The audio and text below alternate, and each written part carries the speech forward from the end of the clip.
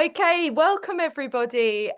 Thank you so much for joining us here today for this special webinar for the 16 days of activism against gender-based violence. My name is Laura Cook and I'm going to be steering us through today through our conversation on behalf of Women Beyond Walls. We're going to have 90 minutes together today to be exploring why the fight against gender-based violence must also include women facing the death penalty, and why it is so important that we centre the needs and the experiences and actually the solutions as well of those women in all that we do. Women Beyond Walls is a movement amplifying network to end the over-incarceration and the over-criminalisation of women worldwide. And Women Beyond Walls aims to provide spaces where we can bring together women with lived experience, lawyers, activists, academics, philanthropists, feminist allies and other professionals. And today's webinar is really in that spirit of bringing together different people. It's an absolute joy to be co-convening this webinar today with the World Coalition Against the Death Penalty. And in a moment, I'm going to pass to the wonderful Malene, who's going to be telling us a bit more about why the death penalty is a gendered issue, and will be giving us some background on the coalition and why this work is important. We also have a really wonderful panel of guests here today. You can see many of them on the screen right now, who will be with us for the whole session and later will be sharing their vital perspectives. So I just want to say a special hello to these guests. So we have Sunny Jacobs with us today, who's joining us. We have by video, Rose Marley from Tanzania. We have Nathalie Greenfield from the Cornell Center on the Death Penalty Worldwide. Chino Obiagwu, who's joining us from Nigeria today and from LEDAP. We have Teresa Prasetio, who is joining us from Reprieve from Asia. And we have Winnie, another Reprieve fellow, joining us from Kenya. So Winnie's Syombua, who's joining us. And we're really grateful just to have all of them here today. Before we get started, I've got the usual webinar housekeeping notes for us all. So just bear with me while I go through this.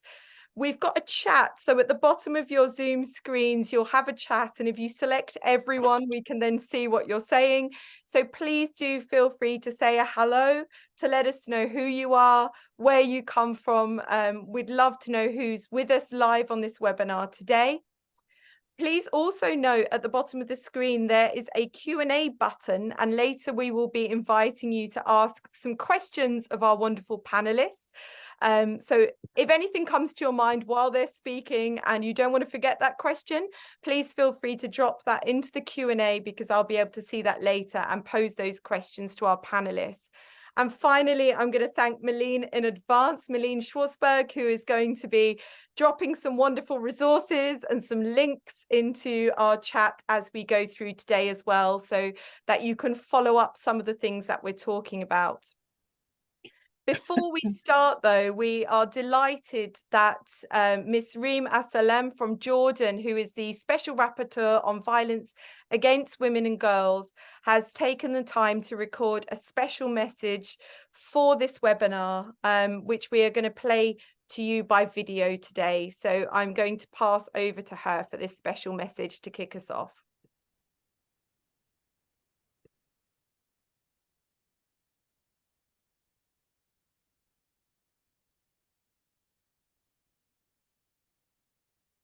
Ladies and gentlemen, esteemed guests, thank you for gathering here today to discuss a critical issue that often remains in the shadows: the disproportionate impact of the death penalty on women.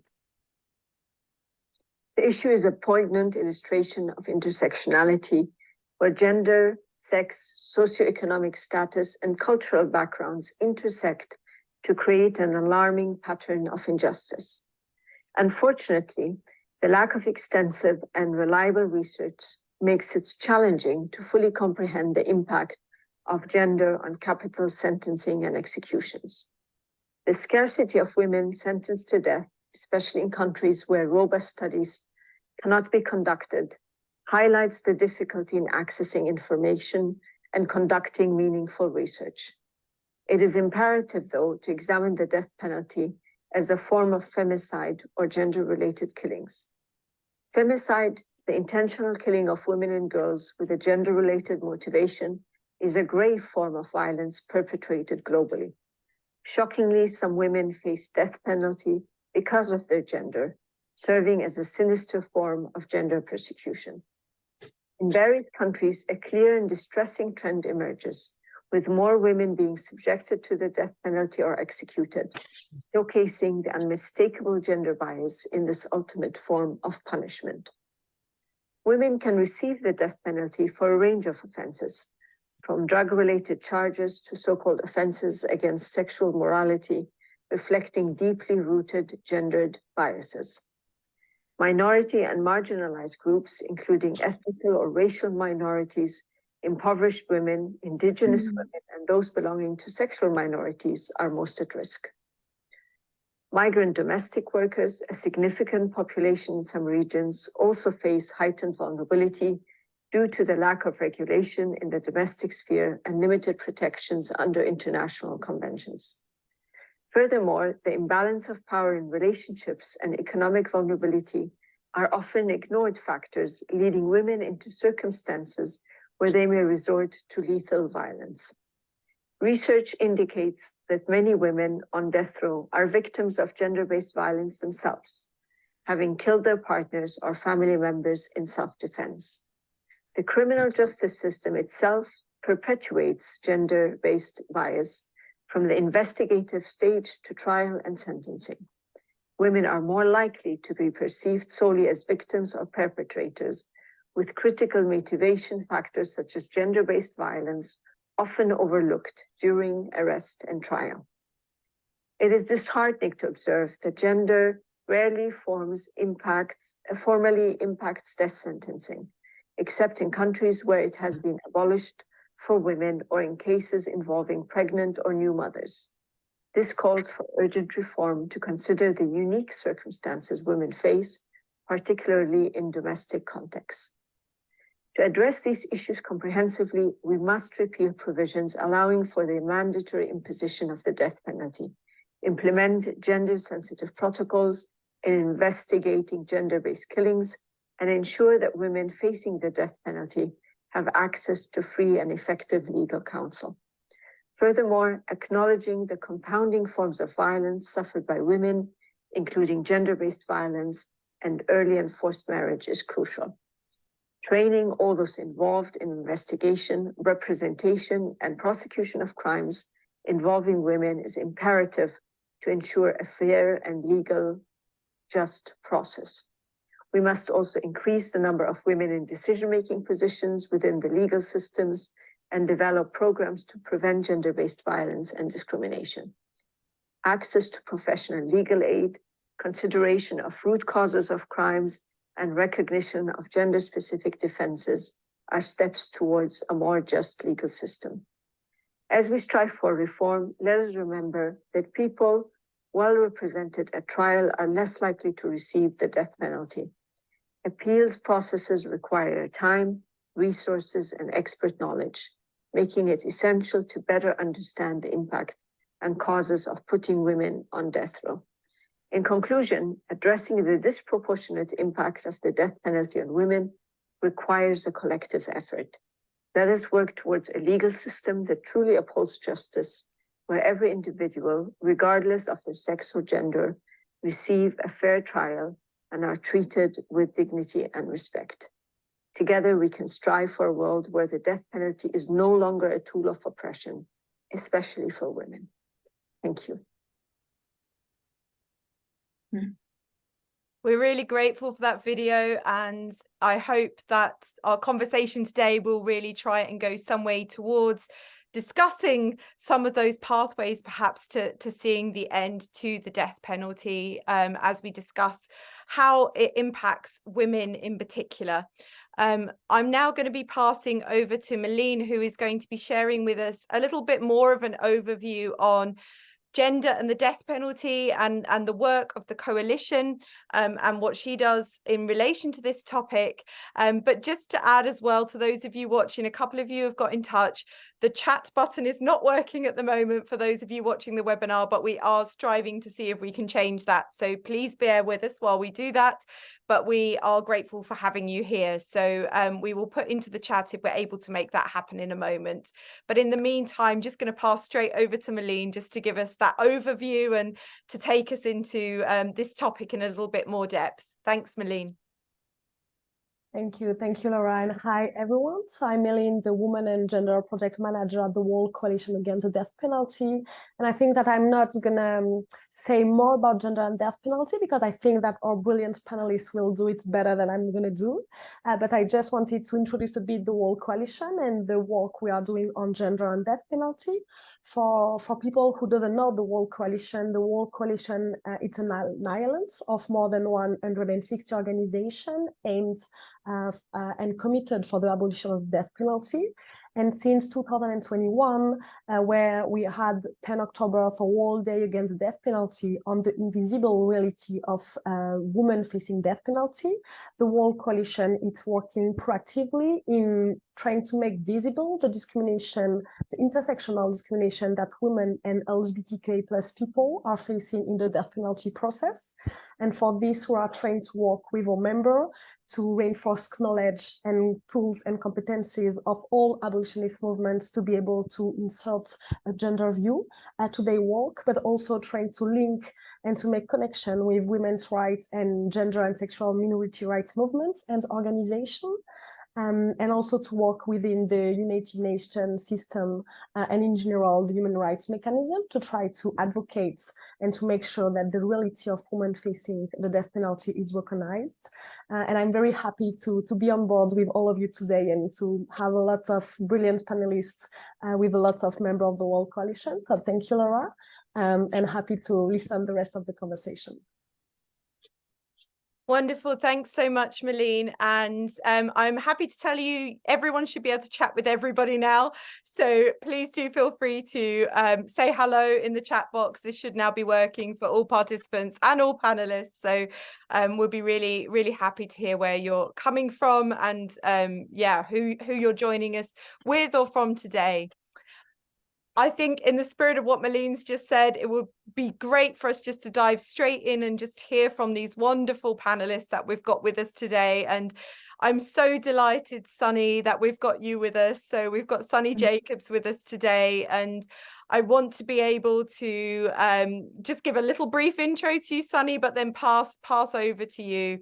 So Sunny's coming here today, bringing her incredible life experience with her to share with us today. And Sunny was sentenced to death for a crime that she did not commit. Spent 17 years in a Florida prison in the US, 5 of those years awaiting execution before that sentence was then commuted to life imprisonment.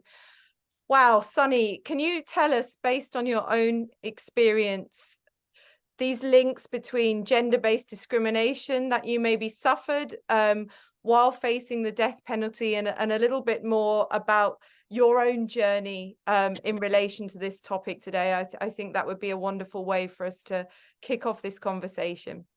Okay, well, my name is Sunny Jacobs, and I'm in the unique position of having been sentenced to death myself, of being the wife of someone who was sentenced to death and ultimately executed, and of being the wife of someone who was sentenced to death and survived and was released. And we got married. All 3 of our cases were miscarriages of justice, and that the sentencings were for something that we did not do. The jury was not able to be unanimous in sentencing me to death, so the jury recommendation was for life. But the judge overruled the jury's recommendation of life and sentenced me to death anyway. Many years later, I was told by one of the jurors that one of the reasons they wanted to sentence me to death was to make an example of a woman. Because I was the only woman with a sentence of death at the time, I was placed in solitary confinement in a separate building from all the rest of the prisoners, where I was not allowed any contact with anyone, except the guards who were under orders not to speak with me. My living conditions were much more harsh than the men's, as I found out through the letters from my husband, Jesse, who was on the men's death row. I only got out of my cell twice a week for a brief shower and a short period outside with a guard who was under orders not to speak to me. I got no commissary or exercise or socializing privileges, and I was only allowed 2 books in my cell, a law book and a Bible. When I discovered that the men had many more benefits than I did, I filed a federal lawsuit based on my gender. And I ultimately won that lawsuit and had to be allowed similar privileges and benefits to the men, which they reluctantly gave me only after transferring them to a different prison. Statistically, we know that women are sentenced more harshly than men for the same crimes. Women do more time on the same sentence as a man, and their conditions are more harsh, including limited access to hygiene materials such as toilet paper and monthly necessities. I had been nursing my 10-month-old daughter at the time of the arrest. I was given no assistance for that condition, so I did it in secret in the night. And I couldn't bring myself to throw away the milk that was supposed to be the food that my body was making for my child. So I drank it myself. And I did this for an entire year until finally I let it go. I didn't have the benefit of neighbors or anyone to talk to or anyone with whom to share my feelings, my fears, hopes, dreams, anger, or occasional hopelessness.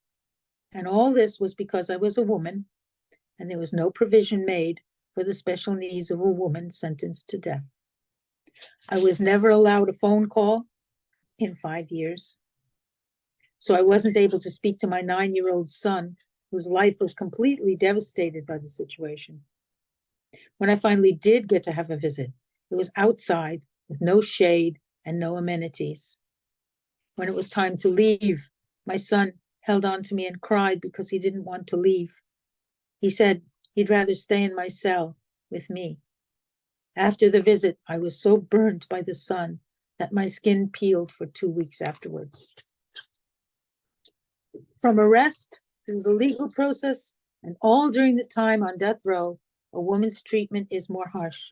And along with each person sentenced to death is another woman, the person's mother. My mother said she hadn't slept well since I was put under the sentence of death because she feared that they'd come and take my life. She said that even people's sympathy was too painful. And eventually my family had to move to a place where people didn't know them or what had happened to their daughter. Most women who are sentenced to death have families. Children receive no counseling or assistance, either during the process of the trial or afterwards in the US. They have no family to take them in, then they'll be put into foster care. In other countries, there's no provision made for them whatsoever, and they often end up on the street.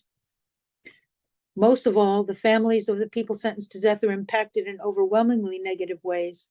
The parents face the shame of the community. The children face the ridicule of the other classmates. And all towards what end? Revenge, the false promise of closure. We still all have to live with the effects of the original violence, as well as the future violence, the further violence of the death penalty itself, which is registered as homicide on the death certificate. From the point of view of a woman, the death penalty only creates another mother grieving for her child. And in the case of a woman, most likely, it also creates a child grieving for its mother. What has been accomplished that couldn't have been accomplished by less violent means? At first, I lived in fear of them coming into my cell to kill me. No one would have known because there was no one there. Every time you hear footsteps coming down the hallway and it's not mealtime, you wonder if they're coming to serve you your death warrant instead. I wrote my thoughts and my feelings on little scraps of paper so I'd have something to leave behind for my children in case they did take my life. We will always make mistakes. It's in our human nature to make mistakes, but we can limit the damage done by our mistakes. And I say that ending the death penalty would be one big step in that direction. Let us focus on healing as individuals and a society and a global family, and especially as women. It's obvious that focusing on the punishment has not and never has been the answer. Thank you. Wow, Sunny, thank you so much just so vulnerably and bravely opening up about your own profound life experience there, but also just really shining a light on the fact that these gendered impacts are not just impacts that impact the individual, they're also impacts that go beyond that to families, to communities, to whole societies. Just very, very beautiful listening to your words, and very challenging. You know, I think we will have many people with questions for you coming out of this. Aptly, I think, you know, we're going to be coming to Nathalie next, and I was really wanting Nathalie now to draw out some of the work, the wonderful work the Cornell Center on Death Penalty Worldwide has been doing to look at these links between gender-based violence and the death penalty. In 2018, they carried out the first comprehensive study of women on death row, revealing this undeniable existence of gender-based discrimination in the judicial process. And Sunny's story touched on some of those things there with her situation in the US. So Nathalie, I was wondering if I could come to you now and ask you to tell us a bit more about what that study revealed. Thanks, Laura. And thank you, Sunny, for starting the webinar off with such powerful testimony. It's hard to come after that with sort of the statistics and the overview and the boring things. So I work with the Cornell Center on the Death Penalty Worldwide, and for about 6 years now, we've been focusing on the cases of women sentenced to death worldwide. We carry out, we represent women. We also carry out advocacy and research projects. And so our scope is really quite global. And in response to Laura's question, I'll speak for a few minutes about what our research has been revealing for a number of years now about the links between gender-based violence and other forms of gender discrimination and capital punishment.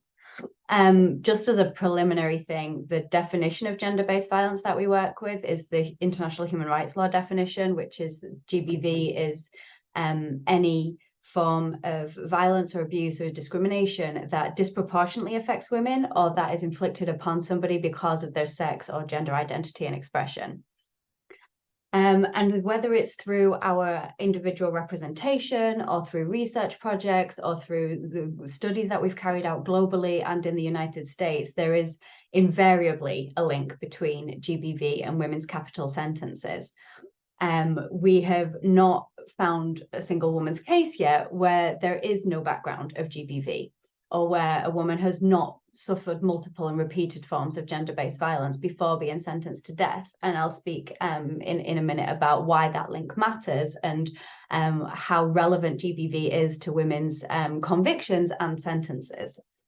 But really quickly, some of the findings that we've been most sort of struck by that GBV almost uniformly affects women's cases. That is to say that women who are facing the death penalty almost uniformly have experienced various forms of gender-based violence before their incarceration on death row.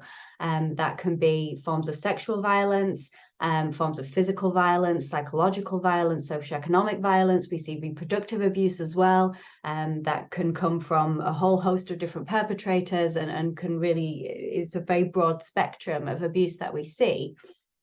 And the second striking finding that we've really had is that women overwhelmingly experience abuse as children. And under international law, children is below the age of 18. So, for example, in the United States, a recent study that we carried out found that over 80% of women currently on death row in the United States have experienced various forms of child abuse. That can be sexual abuse as a child, that can be any form of gender-based violence as a child. But that has an immense psychological impact and effect on women's mental health when that abuse has been ongoing for so long. And the third major finding that I'll really briefly touch on is that the perpetrators of GBV in the lives of women now facing capital sentences are overwhelmingly people that women know.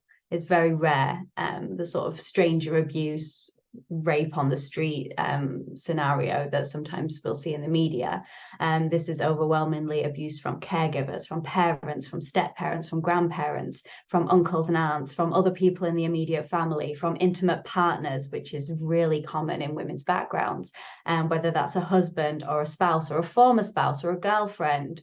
And these forms of gender-based violence that really permeate women's lives before their capital sentences intersect with other forms of discrimination as well to really compound those effects. So in the cases of women of colour, or women who belong to an ethnic minority, or women who identify as LGBT, women from poor socioeconomic backgrounds, like the special rapporteur was speaking about at the start of the presentation there. And so why does this matter? Why is it really important that we see gender-based violence in the backgrounds of uniformly all women on death row that we work with? Well, it affects both women's convictions, the guilt innocence part of things, and the sentence that women are then given in cases where there is not a mandatory death penalty. So GBV can affect the conviction itself in that women's histories of gender-based violence might affect a self-defense claim, might affect duress, might affect coercion that women experience from a co-defendant in committing an offence, affect innocence itself, as Sunny's story so poignantly illustrates, and affect sentence as well, because GBV is not considered by courts in many countries in mitigation of sentence. People are not looking at women's whole life stories. Judges and juries and decision makers are not considering the women's complete stories and the whole picture of them, including forms of gender-based violence, and how that affects and shapes somebody throughout their life when thinking about the appropriate sentence.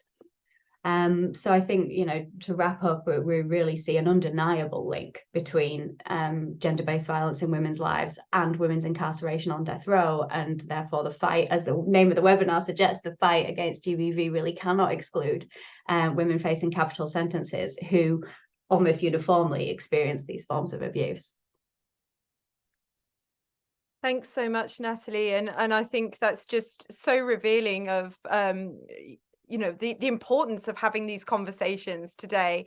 It still strikes me that this is often seen as an issue separate to discussing GBV, or something that sits in a completely different silo, and yet these links are there, and not only are they there, they are so strong, and it's so important that we have research and statistics. I think it's incredibly important that we have stories like Sunny's, but also that we have this kind of research that Cornell have been behind, because it really helps bring this to light and make sure this is an issue that doesn't get brushed under the carpet or seen as a side issue. So I'm really thankful for that intervention, and I'm sure people listening to the webinar are as well. You mentioned some of the reasons that may be behind conviction, and one of the most common reasons women are sentenced to death after murder is for drug offences. And again, this is an issue that is sometimes seen as separate to the issue of GBV. But we know that in the case of many drug convictions, it's often the most marginalised women in society who have had to resort to things such as working as drug couriers, especially in the Middle East and in Asia. And actually, this is as a consequence of multiple intersecting forms of gender vulnerability that they might face. I'm really glad to have Teresa with us today. I'm going to come to you now, Teresa, just to ask if you could share a bit more about your experiences working with women facing the death penalty for drug offences, and to be a little bit provocative, is there a connection between these offences and gender-based violence, or is this something that is sitting in a silo for a reason? Yeah, thank you, Laura, for the question. Unfortunately, I cannot speak either there is a connection or not, because this is based solely on my experience as a member of the legal defense. So I have two experience working in a capital defense case with LBHM. They are a leading legal aid in Indonesia. One of their focuses is to assist capital defenses, something that is very, very negatively stigmatized and avoided in Indonesia, including lawyers also avoid to assist capital defense in Indonesia. And I was lucky enough to work with their wonderful legal defense team. They are very fierce. And in this year, we had 2 cases of foreign nationals from South America. Both are women, and they face death penalty under harsh drug law in Indonesia. So X is a grandmother. She raised her children as a single parent, and she worked to contribute her family. She planned to go to Japan to study traditional healing, something that she is very passionate about. And her flight transited in Istanbul. And when she was about to board the flight to Japan, she was told that a new profession is being held, and something that she hasn't heard before. And she now needs a visa to go to Japan, something that she, in the original provision, she doesn't need any visa. And so she's stuck. She was stranded in Istanbul, alone in foreign country, and with a foreign language that she couldn't understand. And she was approached by a man who at first were very friendly. He said that he was trying to help her. And then he ended up with, he kidnapped her and tortured her, kept her in a very small room. And when she was released, she was forced to carry a suitcase containing drugs to Indonesia. And similar to X, Y was a breadwinner of her family. After a long period of hard work, she decided to go for a vacation to Brazil, a foreign country with a foreign language, isolated her from her support and making her more vulnerable. She was targeted by a drug syndicate. So the drug syndicate stalked and kidnapped her and forced her to swallow dozens of pills containing cocaine under a contract. The syndicate forced her to travel to Indonesia and threatened to kill her and her family if she didn't comply with the order, with the request. Both of the women were coerced and exploited as drug mules, fearing for their family and for their family's safety, as where they were isolated from their family and community. And from those 2 cases, we can see that drug syndicate often target women as they're being less monitored by law enforcement. They were vulnerable and they have limited support being overseas. This also a stigma that carries a double-edged sword dilemma, where in other hand, they were less monitored because they were women and seen as a meek creature. But then when they are arrested and facing the law, they receive a stigma for not being, quote, good women. During the investigation and trials of X and Y, they receive stigma as part of being part of the drug syndicate. And in X cases, she were interrogated by male police officers and forced to spend a couple of days in a hotel room on the same bed with male police officers.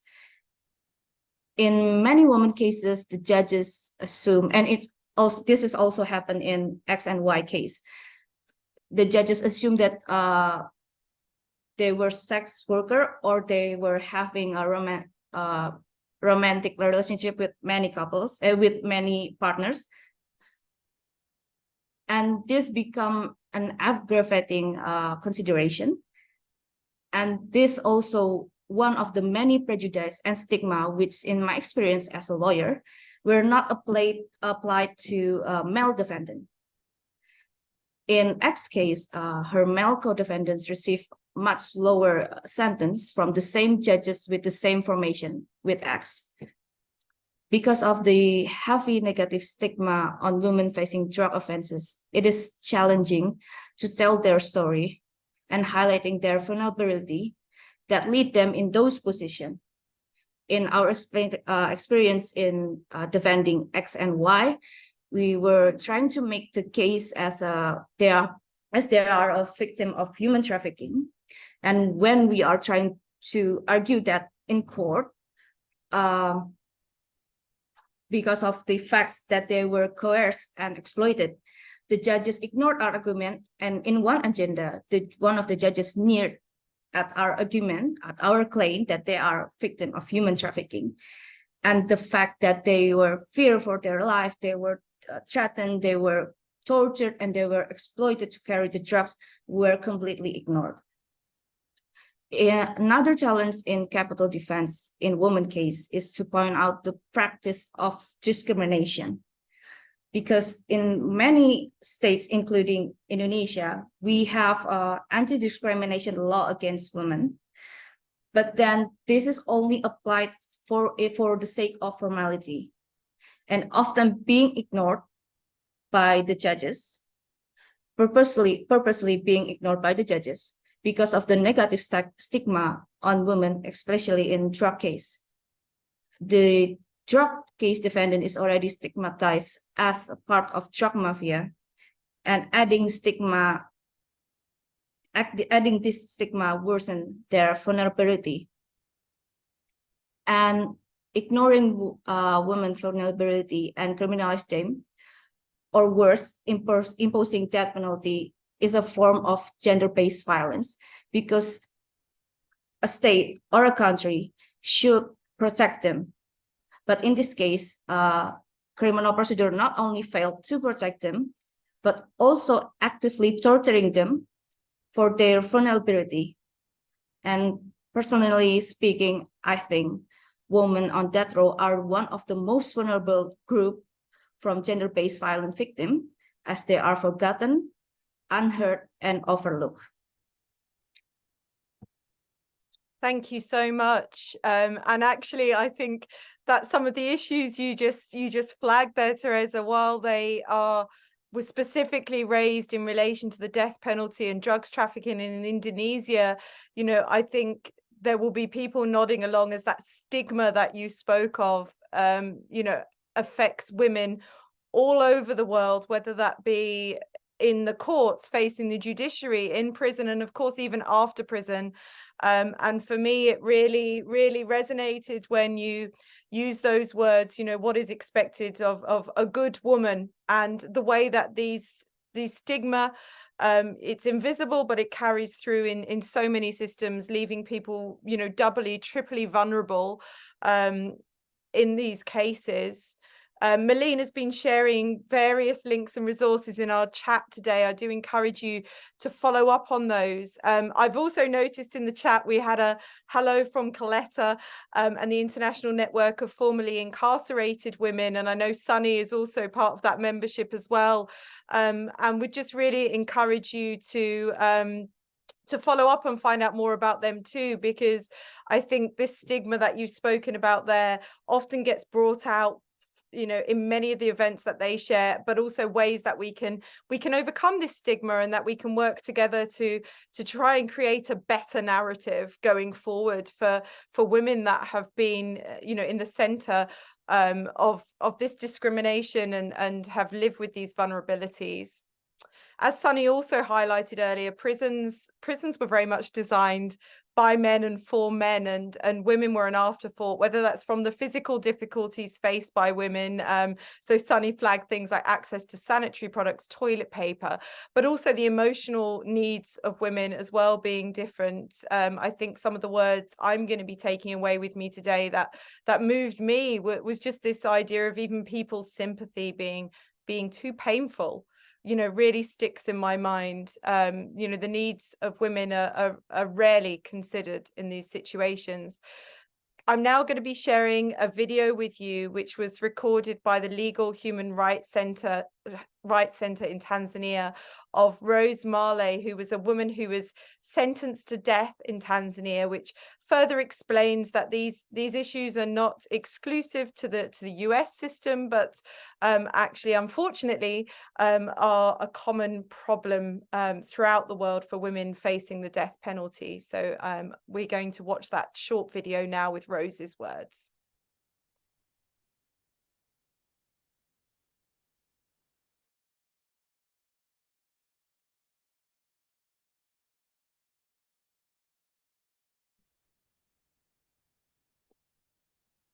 Kwa kweli, kwanza ukishakuwa mfungwa, kuna baadhi ya vitu ambavyo huwezi kuvipata ama ni vigumu kuvipata, japo hata kama ni haki yako, lakini ni vigumu wewe kuvipata. Ndio, ni kama wanawake wafungwa, wakati mwingine hata matibabu inakuwa ni ngumu kidogo, lakini pia namna ya kujisitiri kama wanawake ni ngumu. Hata malazi tu ya kawaida, vile vitu tegemezi, kwa sababu mtu ni mfungwa wa kunyongwa, kwanza hata namna ya ndugu zake kuja kumuona ni tofauti na mfungwa wa kawaida. Kibali cha kuja kumuona mfungwa wa konde inatoka mpaka kwa mkuu wa wilaya.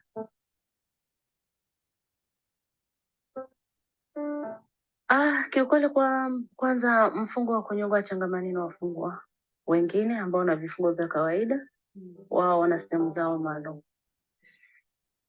ambako hiyo pia ni kama adhabu mojawapo, kwa sababu tunakuwa wale tu, yani tunasema hatuna jipya, kila mmoja na mzigo wake. Unajua, unapokuwa na kitu angalau upate mtoto wako kufariji. Sasa mimi nimehukumiwa kunyongwa, mwingine kahukumiwa kunyongwa, ananifariji nini? Wote tuna mizigo, wote tunabaki na yule mfungwa anabaki na ule mzigo wake peke yake, na ule upweke, na anajiona kwamba kwa nini ametengwa, yeye yuko tofauti, na maana yeye ndo mhalifu kuliko mhalifu mwingine, yeye ndo mfungwa kuliko mfungwa mwingine. Kweli ni wakati mgumu sana tunapitia.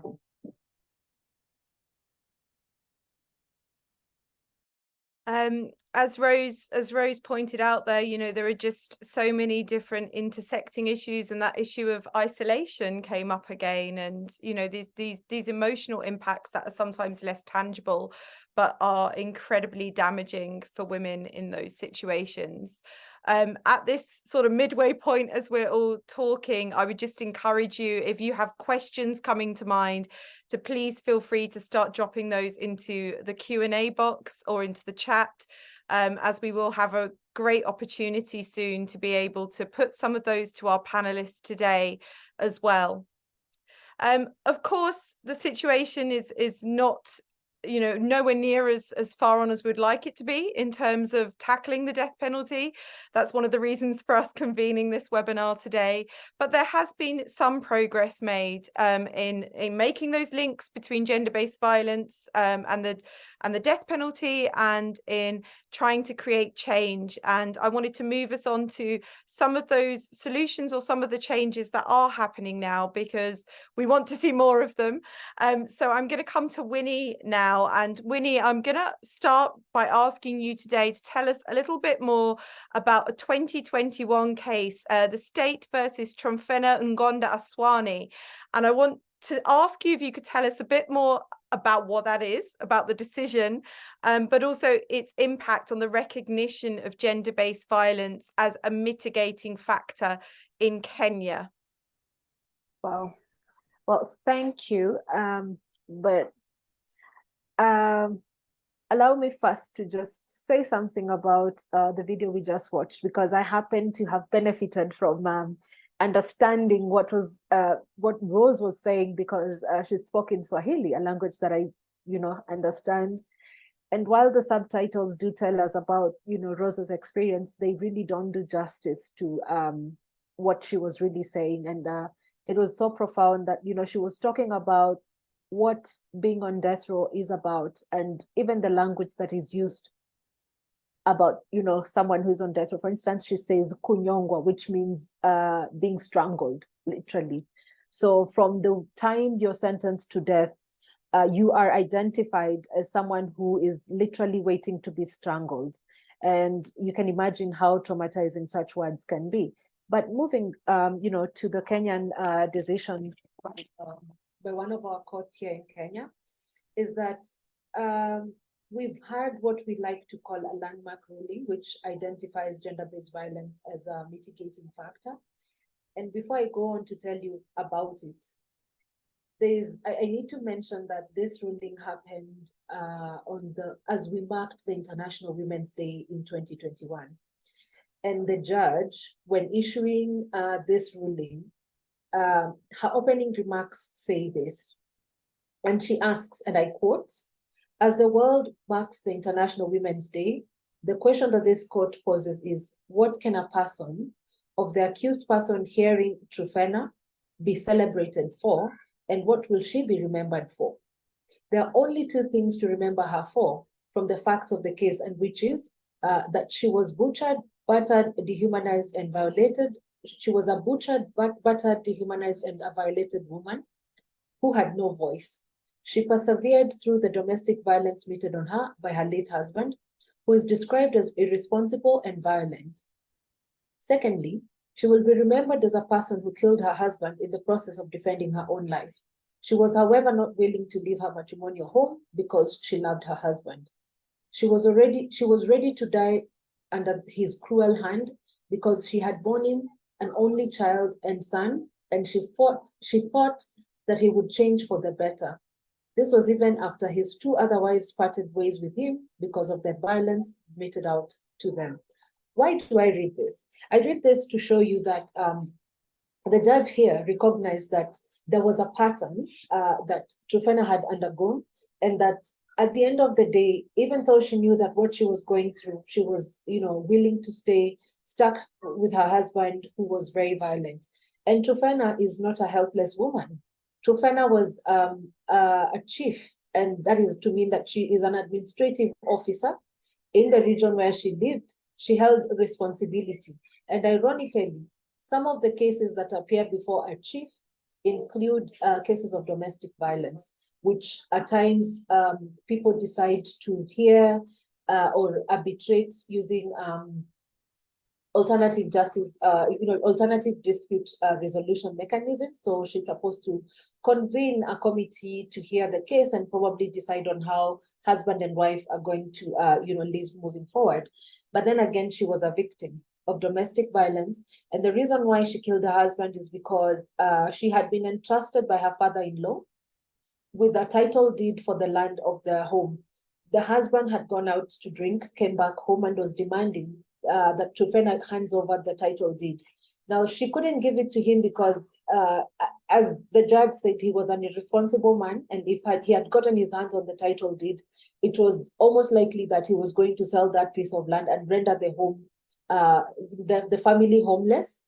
Also, this would have jeopardized the future of their child, because without a home, it's likely that he was not going to have a better future in terms of even an education and, where he would settle in afterwards. Now, Trufena refused to hand over this particular document, and the husband, started beating her. What is also funny is that she had been beaten, or rather, the husband had really meted violence on her, cutting her with a machete on the 6th of November, 2020. She was admitted in the hospital where she nearly died, stayed in the hospital. At this time, the husband never made an attempt to visit her. He never made an attempt to pay her hospital bills. And on the 12th of December, this is now the fateful night where he came back home and he was ready to kill her. He was descending on her with blows, and he picked the same machete that he had cut her with about a month ago, and he started beating her. And at this point, she grabbed it and she cut him with it, delivering what we call a deadly blow. But when she was taken to court and asked whether she was guilty, she pled guilty to murder. But then the prosecutor explained the case, and she, said that I killed him, but I killed him in self-defense. And at this point, the the charge was revised from murder to manslaughter, and it's the case that was heard by the judge, which now culminated into the ruling that the judge, at the end of the day, when the judge was sentencing Trufena, she sentenced Trufena to 1 day in court. And there's another section of that ruling which I would like to read as well. And after going through the hearing, after having heard that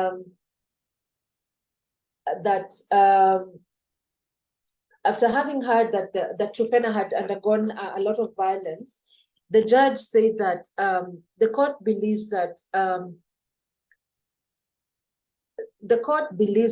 through this judgment, the accused person and others who have undergone or undergoing domestic and gender-based violence can have their voices heard. They're encouraged to report to any law enforcement agency or to the many NGOs that are registered and are involved and dedicated to the advancement of life and human dignity. Also, it said that according to the mitigation that has been delivered before this court, and considering the circumstances under which the offense was committed, and appreciating that every life is precious, I sentence the accused person to serve an uncustodial sentence of 1 day imprisonment that is supposed to last at the end of this court session. Further to that, the judge also ordered that from the court's witness expenses, that the court and the probation officers assist Trufena to undergo counseling to enable her recover from the traumatic experiences that she had undergone under her husband. So in conclusion, I'd like to say that from this particular case, we have seen judges considering domestic violence as a mitigating factor, as something that could drive a woman into committing the offense of murder. And also looking at the women that we've come across, those who are held on death row in Kenya. It is likely, it's right for me to say that almost 100% of these women have committed murder. And usually it is either in response to gender-based violence or self-defense, or is driven by mental health breakdown, which has been caused by gender-based violence. And these are things that our judges are now considering. Also, the call that was delivered by the judge when she said that the ruling, she hopes that the ruling is going to be used to afford other women who have undergone gender-based violence dignity before the law, for the judges or any other judicial officer that is hearing such a case to consider their lived experiences through gender-based violence as contributing factors to commission of a crime. I think that is a very profound statement coming from a judicial officer.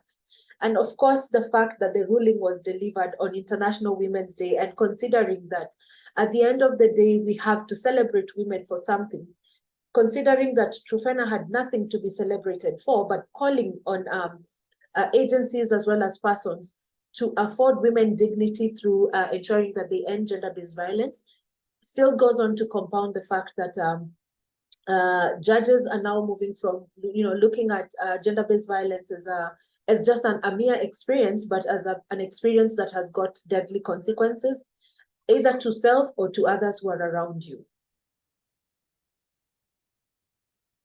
I'm nodding along so much, Winnie, to everything you're saying. I thank you so much for really illuminating and bringing to life Trufena's story, and just what a powerful narrative, I think, that just speaks to the intricate and multifaceted background histories of vulnerability that so many women come with. These vulnerabilities often paving that way to women's incarceration. And yeah, just that note that every life is precious, and that every life is precious, including the lives of women that find themselves in these situations. I think also what you said for me just spoke powerfully to the fact that the narratives we tell must not be reduced to single stories. I think sometimes when we say sentences, if we're talking about crimes such as murder, but we are not looking into those background histories, those reasons, those pathways, those mitigating factors, we are really only hearing you know, a fraction of that story, and that's often what's leading to these problems. But it is of course heartening as well to hear that those involved in administering the law and in making those judgments, that there is change happening, and that we see that in this case, and that's setting hopefully a precedent for others to follow suit, and to really be respectful of those different factors that might lead somebody to come to that point where they are having to be in the situation that she found herself in. So thank you so much, Winnie, just for really bringing that to life, I think very, very powerfully for us all today. And of course, lawyers have a key role to play in this as well, and especially in raising these gender responsive mitigation factors at trial to make sure that judges and juries are aware of them. And I'm delighted that we've also got Chino with us today, who is going to now speak to this a little bit. So Chino, I'm wondering if you could give us also some stories of some of the women sentenced to death that you have represented in Nigeria. Does anything that Winnie spoke to there resonate with you? And to what extent, in your experience, has it been important to build a gender sensitive defense? And how do you go about doing this? Thank you very much. And thank you, Winnie, for setting this set with your story of Trofena. It is really heartwarming to know that such decision can come from the courts, and that's really very important. I work with Legal Defense and Assistance Project. Is a public defender organization that represents persons facing the death penalty, including women. For gender-sensitive defense to avail during culpability hearing, because we are looking at two stages of hearing, the culpability and then sentencing. For it to resonate during culpability hearing, as it did with respect to Trofena's case that Winnie has shared, it's not just legal representation during trial, but also during the entire process, from arrest to interrogations to confessions, storage of evidence, scrutiny of evidence, the trial itself, the prosecution, and the conviction. And we have seen in our experiences that sometimes when these stages are not, attentions are not paid, and usually women facing death penalty are not well resourced to hire lawyers at those stages. They tend to, self-incriminate at period of interrogation. So when it goes to trial, it's just seen that you don't have really evidence of exoneration based on the gender-sensitive defenses. And from our experiences there, I'm going to share experience of two cases that we've done in Nigeria. One is in Obiagwu and the state, and the other one is Janet James and the state. And I'm going to share the strategy in these two cases. In Obiagwu and the state, we see where exactly a woman has suffered years of spousal violence, being beaten and hospitalized several times. And she, in defending herself, she stabbed her spouse who died, and she was sentenced, charged for murder. The trial went on. At the trial, during the investigation and at the police, she confessed. She wrote a confession statement that she did it, without also the police capturing the part about years of violence, domestic abuse, and that was not part of her confession, and therefore, the reason is even though she had a very good case of a self-defense, it was not possible at that time, because as time goes, it went to trial, she has already put in a confession. So it was instructive that at the stage of interrogation, she was not represented by a lawyer, she was not advised legally, that in addition to admit, yes, I killed the person, but I had to do so because of self-defense, either deliberately or through oversight or through lack of expertise. The interrogators did not extract that part of evidence of self-defense. And then she went to trial and she was convicted, despite leading evidence during trial about long years of violence, hands of the the deceased, and she was sentenced to death. We have filed an appeal, of course, where like in Nigeria, the death penalty is mandatory. It is difficult at that stage of culpability. So once it's established that there is a menstrual and accusatory for the offense of murder, the person will be sentenced to death because there will be no possibility of mitigation during trial since the sentence is mandatory. But that resonates where there is evidence of self-defense. That's gender-sensitive defenses with either self-defense, which is total defense, or provocation, which is partial defense, or issues of mental health, which generally is the evidence of insanity. With respect to self-defense, which we applied in the case of Nenobi, the court always insists on proportionality of defense, and in respect to provocation, the spontaneity, so that if there is a span of time between the provoking actions or the violence and the time the fatal attack was happened, then the defense of provocation will not apply.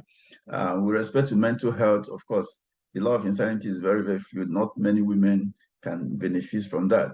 So all these defenses didn't avail Nenobi because the issue of the evidence of domestic abuse was not captured during her interrogation and evidence gathering. We compared that with another case that we handled in 2019, Janet James and the state. Is a case where, of course, she was accused of murder and of the same pattern of not having legal advice during interrogations. But of course, there was evidence that she was abused. And what we did was, knowing that if we put it into trial, that we won't get an acquittal, we plea bargained and had it reduced to manslaughter, and she was eventually sentenced to 14 years. So the strategy is that once the judiciary in Nigeria, for instance, has not really taken gender-sensitive defenses as evidence of culpability, evidence of exoneration, because you must the defense of self-defense is so difficult to prove because of the issue of proportionality. Secondly, there are a lot of other biases, discriminatory application of the law, fairness in the investigation and charges, lack of resources of getting quality legal representation from time of arrest to sentencing, and more importantly, the fact that death penalty is still mandatory. So, spousal defense, spousal violence or years of domestic violence does not count in mitigation of sentences. So one of the areas that we're looking at is the strategy of defense lawyers, understanding the proper intervention. At what time do you put in defense or self-defense, and at what time do you plea bargain if there's opportunity to doing so? And this can only work if lawyers who are defending women facing death penalty acquire the skills and the expertise to be able to understand the strategies. We have seen a number of issues that arise in the area of admission or admissibility of evidence. Sometimes it creates a problem because once evidence is not within the context of admissibility, it is difficult to put it in trial, and that also affects the outcome of the trial. So in countries where the penalty is non-mandatory, then of course gender-sensitive defenses can be put up in mitigation during sentencing hearing. So there are two regimes where it is mandatory and where it is non-mandatory. Thank you very much. Thank you so much, Chino. I think that was actually really important to make that clear, because perhaps some of our listeners may not realize that difference. And of course, it's very difficult where the death penalty is mandatory for these interventions to even happen at all. So I think that's really important to have spelt out that difference there, and to also draw attention to the fact that perhaps we're not just talking about what interventions can be put forward, but also the importance of when and choosing the right time or the right moment for lawyers to be able to play that role in putting forward a defence and raising these mitigating factors.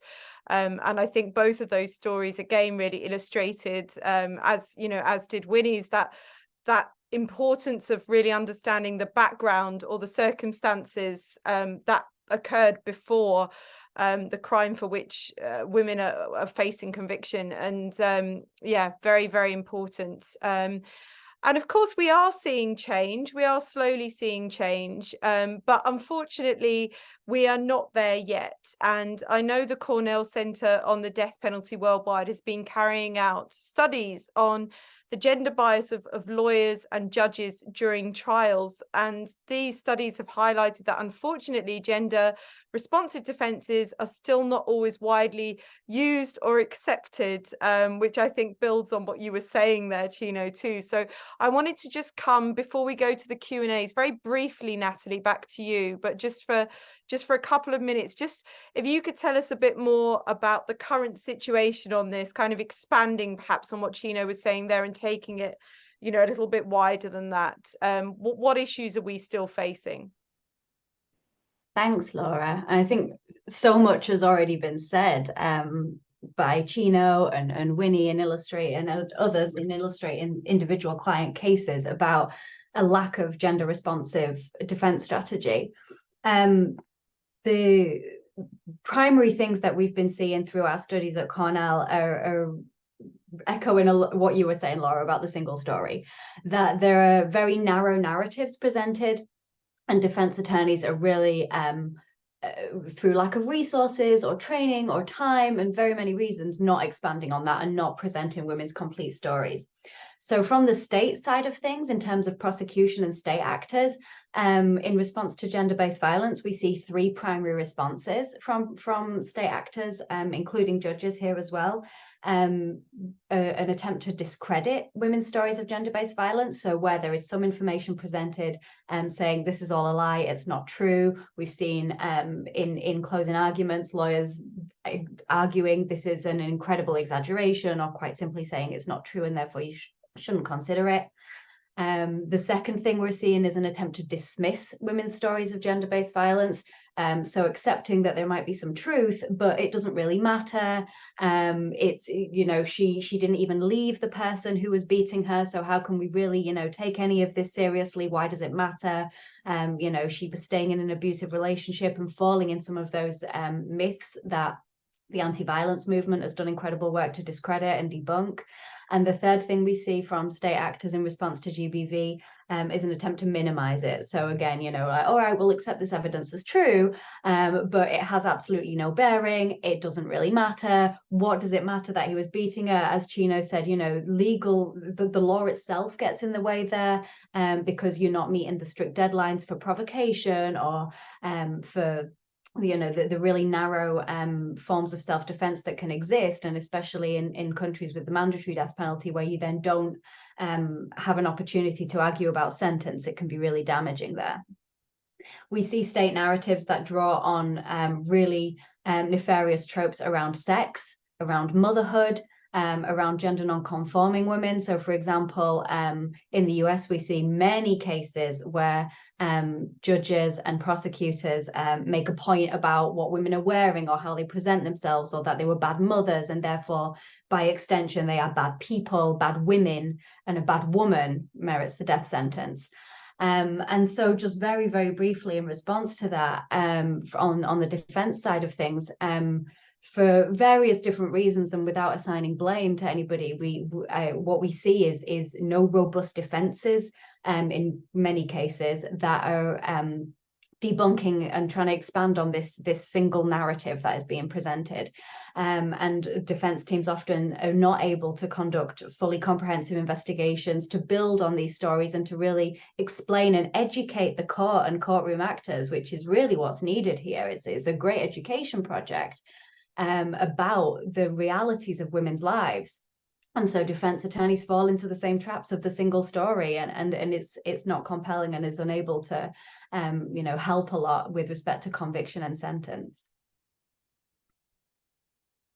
Thanks, Nathalie, so much. And you know, I'm going to go straight into our Q&A now, because I have a bit of a follow-up question that has come in for Chino specifically, actually, and that also relates to some of what you were just covering there too, Nathalie. So maybe you might want to dip in on some of this too. But Chino, we've had a question from the audience asking, what were the key challenges that you've faced in defending women who are looking at receiving the death penalty in Nigeria?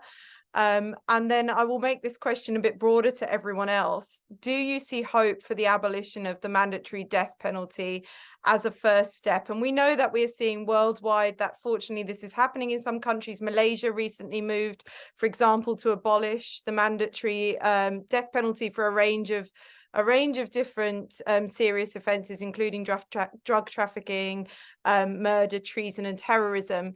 But we do still see the mandatory sentence in place, unfortunately, in a number of countries in the world. So Chino, first of all to you, what have been the key challenges that you've particularly faced in doing this work? And then to anyone who would like to respond, where do you see the hope? Is it in first removing this mandatory penalty, or do you see other ways forward?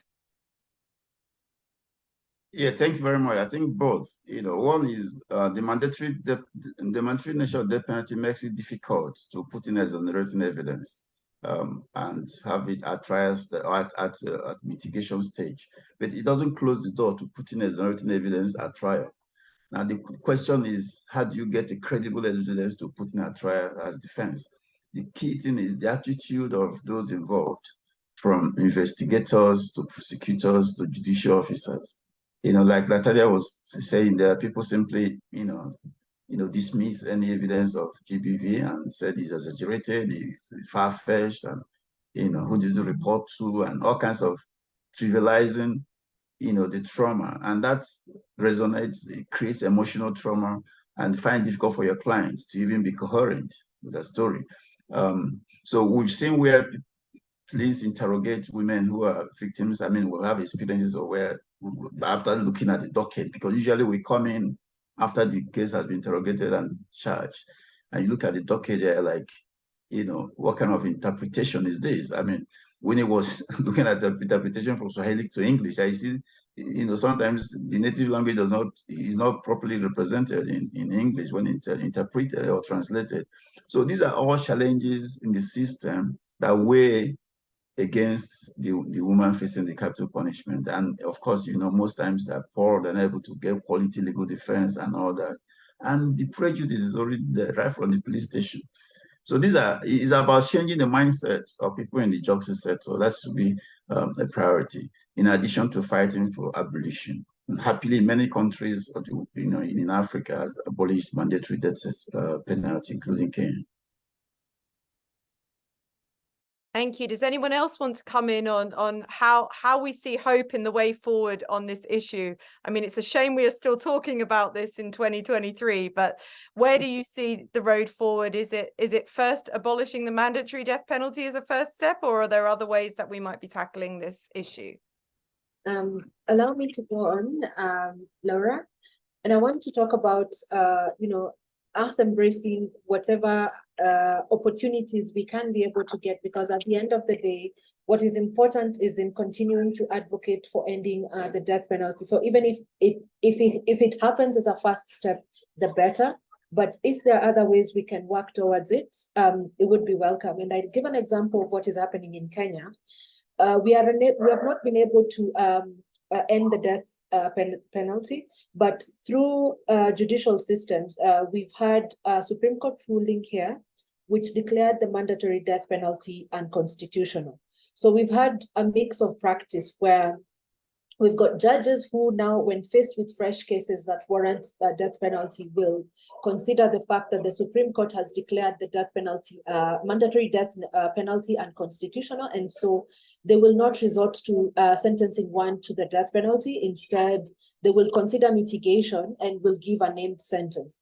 And at times, again, through decisions such as, the one in Trufena's case, you will see judges willing to interact with evidence and asking for more and more information in the form of mitigating factors, so that at the end of the day, the decision they give will be one that restores the person who is accused, as well as offers them an opportunity to rehabilitate in the case where they are culpable for the offense that they've committed. And whereas in the case of Tufena, again, they are a victim of an offense, or they committed the offense in circumstances that do not warrant one to be sentenced in a severe way, they give a lenient sentence. Then secondly, through the Supreme Court ruling, we've also gotten an opportunity to, take people through resentencing, and that is anyone who has been sentenced to the mandatory death penalty, that they can get restituted through resentencing. And here they are able to present, again, mitigating factors before a judge and get other sentences, named sentences. So for us, these are opportunities that we feel other countries can equally embrace. And we are willing to provide whatever assistance we can, technical, and knowledge exchange to any other country that would like to embrace resentencing as a pathway towards abolishing the death penalty. Again, the other thing is that we are seeing that through the decision to declare mandatory death penalty unconstitutional, and of course the subsequent resentencing regime, is that we are seeing this getting accepted through the judiciary as a way forward, even on offenses that are not about death penalty, but some that attract a mandatory nature, a mandatory sentence. Then obviously we cannot be able to talk about ending the death penalty without discussing concerted efforts to continue advocating for the end of death penalty. Countries that have ended the death penalty would be useful in, speaking to countries that are retentionists to see how we can work towards, ending this. Legislative processes, again, something that is happening in the country through speaking with parliaments to impress on them why the death penalty is and should not be a sentence in this day and age. And of course, attacking the fact that death sentences, especially in the African context, almost 100% colonial relics, and why we need not to be holding on to this at this day and age. Yeah. Wonderful, thank you both. I'm going to move on to quite a different question now. I'm actually going to combine two of the questions we've had in from the audience. So for some people listening to this, they may have picked up on Nathalie's words. I think you called it a great education project is needed on this issue for lawyers, for judges, for people involved in the legal system. But there will also be people listening today who are thinking, well, actually, I'm not a lawyer, or I'm not a judge, I'm not involved in legal systems. Do I even have a role in this? So the first question I would like to ask to anyone who would like to respond is, how can women's rights or abolitionist movements generally, so people who are perhaps not coming from those legal professions, how can those individuals be a force to advocate for the abolition of the death penalty and the end of gender-based violence? How can the voices, if you like, of all of us, of ordinary people, be used to bring about an end to this, as part of perhaps this great education project that's needed generally, even beyond those legal systems? And then secondly, Sunny, I'm going to come to you in a minute as well to ask specifically how you think the voices of those who have lived experience like yourself, or somebody like Susan Kagala from Uganda, who has just spoken out so powerfully as well, women who have been in that position where they've faced the death penalty and have really been advocating for its end, how those voices are important and can be brought in as well. So first question to all of you, how can all of us be part of bringing about the end of the death penalty? And then specifically as well to you, Sunny, how do you think we can better include women's voices who have faced the death penalty or have that lived experience? Who would like to have a crack at answering this question? Does anybody have an insight on what you think we could all be doing? I will pick on you if not panelists, so I can try and avoid the picking on by giving it a go. Thanks for the question. I think it's a really valid point, and it's easy for us to think, well, what can we do? And as lawyers, I speak as a lawyer, we tend to operate in our little silos and, oh, the court and the judges and the jury and the this and the that. But really what we're looking at here is a human rights movement. And this is about women's fundamental human rights and the rights of gender non-conforming people and all people sentenced to death. And so there's room for us all to be involved in that, to the extent that everybody wants to be advocating. And I think we all should be, obviously, I wouldn't be here otherwise. But in terms of pushing the envelope on getting lawmakers to make changes, you know, the changes to the mandatory death penalty come about through legislative processes, as we saw in Sierra Leone, as well as, you know, through court systems and that kind of thing. And that kind of public education and pressure on lawmakers is something that a great many different allied movements can be involved in and should be involved in, because where things are seen as a human rights issue and not as this little siloed narrow issue, then people like lawmakers or policymakers or people with power to change things on a broader scale are going to be paying more attention. And then on a human level as well, you know, we're all of us I'm sure very affected by Sunny's story, by Rose's story that was shared on video, and we can all you know, relate to and empathize with struggles that other human beings go through. And so there's a space for us all in that to understand different human rights issues that are affected there, and to, you know, find a way to intervene and to help with specific issues. I really do see this as like a global human rights thing. It's not a narrow, like, oh, women and the death penalty is this narrow field, because when we stay with that narrative and don't try and you know, see this as something much broader, then solutions will be narrow as well.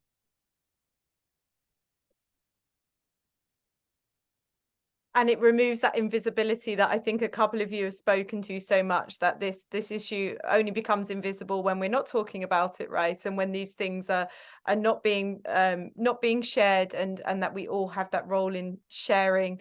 Does anyone else have anything that they would want to add to that? I think that was a very comprehensive answer from Nathalie, actually. But so maybe Sunny, I would like to say, if you permit me, go for it. I mean, I'm not sure. I think it's a holistic campaign. It should be a holistic campaign, because you know, and like Nathalie said, targeting policymakers, those who take decisions. Because if you follow public opinion, it's very difficult, isn't it? In a country like Nigeria, where there's high level of violence, you know, public opinion always way against abolition.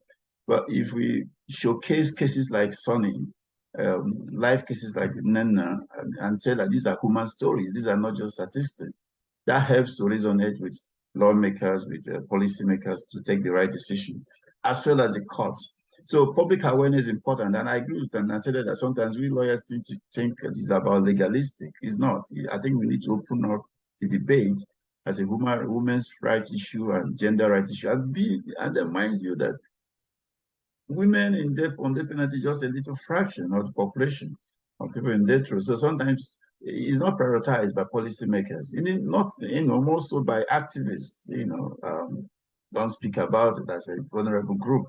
But they're very vulnerable, and I think in my work, I've seen women with disability facing the death penalty. They are even much more vulnerable.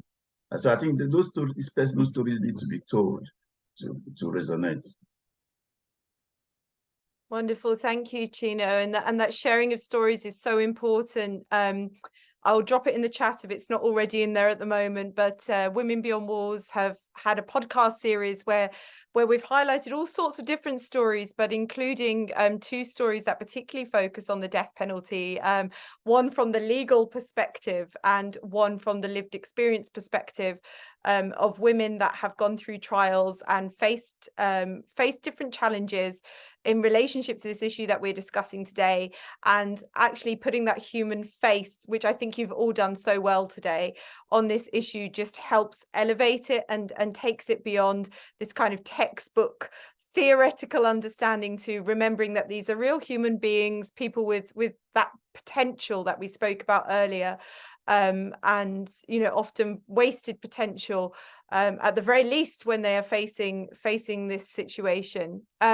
Sunny, could I come to you now and just ask you, do you think there's anything more we could be doing to really be raising the voices of women with lived experience, women like yourself, women from other countries who have had this experience of facing the death penalty, being incarcerated, and having to live through these things, because we're still often not hearing these voices loudly enough, and I suspect it's not because of a lack of trying from many of you in the community. I think that this is a step-by-step process. I think because we're a small minority, a small percentage of the people that are sentenced to death, maybe that's a really good place to start, because you can say, this isn't going to, this is just, this one small step could be a big step in the entire process. So let's try just to get some legislation concerning women in the death penalty, and then that'll be a step along the road. And I think that in all cases that I'm aware of, the lived testimony is really the thing that touches people and moves them to action. In any case, and I know that you mentioned Susan Kigula, and I was very glad to hear her mention, because she brought about legislation concerning the mandatory death penalty, and was successful. So I think we use those successes as stepping stones, so you can use it as precedent. And that's very important too, to seek out precedent all over the world and then use that in each of our own countries.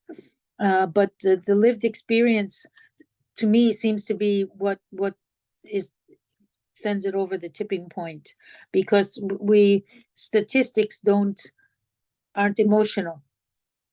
They're important, extremely important.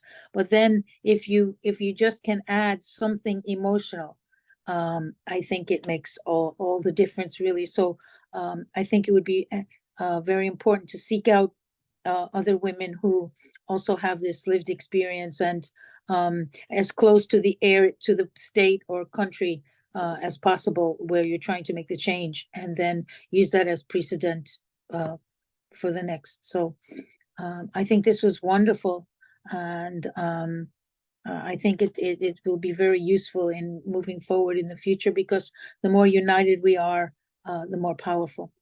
So, thank you for inviting me. What a lovely sentiment there as well, Sunny, as we start bringing this to a close. Like, the more united we are, like the more progress we're going to make, the better this is going to be. And we've certainly seen that here, people coming from such different backgrounds and perspectives, but really bringing that spirit of being united on this issue. And I just wanted to highlight, for those of you that may have missed it in the chat, Winnie also added to the chat, I think this is really important too, how the judicial system treats women is a reflection of how the society perceives women and their rights. We cannot be successful if we don't also address systemic gender inequalities within societies. And again, in 2023, sadly, we are still facing so many of these inequalities, these imbalances, these inequities in our societies. And all of us, men, women, we all have a role to play in doing that. So to bring it to a bit of a close today, I'm just going to ask from each of you, I'm going to come to you first, Teresa, just to give you a bit of a warning, but just in one sentence only, as we're coming to time, how do you believe we can better ensure that the fight against gender-based violence includes fighting for those women facing the death penalty? So I'm going to start with you, Teresa. What's in your one sentence? What could we be doing? I only got one sentence, so it will be difficult. What I could think is to start listening to their stories, because they're often being set aside, because they are not meet the expectation and the stigma on women ideally. So we need to start listen to their story, and to understand what they are being through. Thank you, Teresa, and thank you for bringing the stories of those two women of X and Y to us today to be able to share with us. Thank you so much. And I'm going to go to you now, Winnie. In your one sentence, what would your one sentence be for us?